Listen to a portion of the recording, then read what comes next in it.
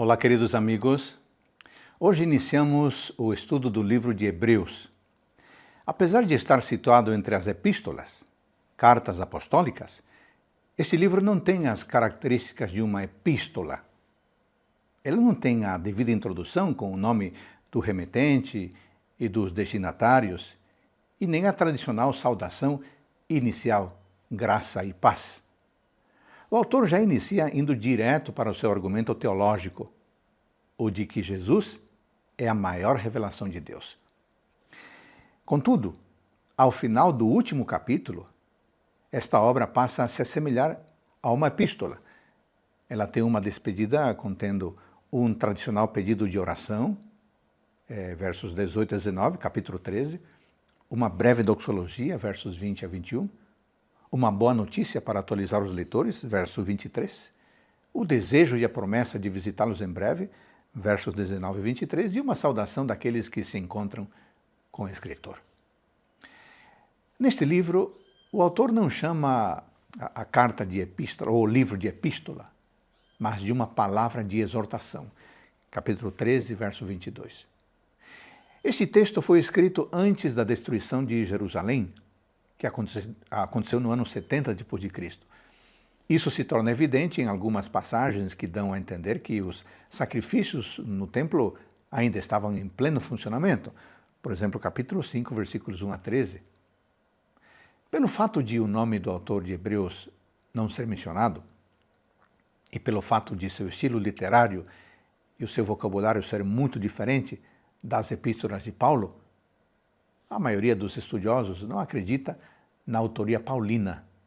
No entanto, há estudiosos sérios que defendem com boa evidência bíblica e histórica a autoria do apóstolo Paulo. Agora, quanto à diferença de estilo e de vocabulário entre o livro de Hebreus e os demais escritos paulinos, há uma boa explicação. Este livro, diferente de uma epístola informal, é um tratado teológico formal em defesa do ministério de Cristo no santuário celestial.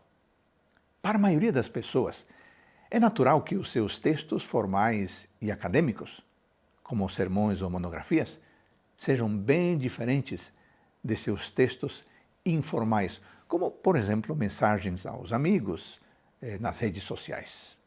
Isso evidencia a diferença de estilo.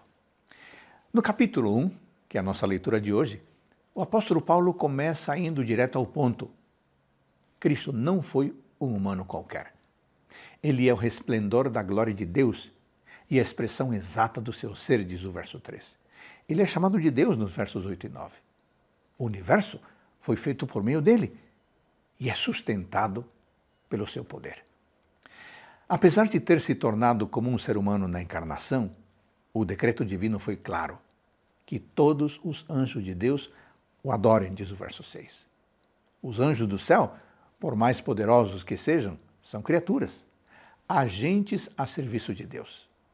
Mas ele, apesar de ter se tornado filho para que pudesse experimentar nossas dores, ainda é rei, e hoje está assentado à direita de Deus Pai, até a resolução do grande conflito entre o bem e o mal, como fica claro no versículo 13. Esse é só o começo deste maravilhoso livro, ou tratado teológico, a respeito do ministério de Jesus Cristo no céu. Vamos juntos para estudar e compreender este livro espetacular. Ótimo dia para todos nós.